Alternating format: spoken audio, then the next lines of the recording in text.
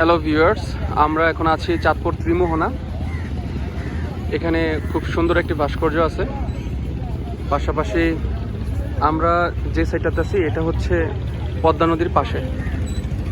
এখান থেকে যে ছোট ছোট ট্রলারগুলো দেখতে পাচ্ছেন, এগুলো সামান্য কিছু টাকার বিনিময়ে ভাড়া হয় এবং এখান থেকে মিনি কক্সবাজার নামে একটা জায়গা আছে, ঠিক ওই সামনে ওই সাইডটাতে যাওয়া হয় এই ট্রলারগুলোর মাধ্যমে।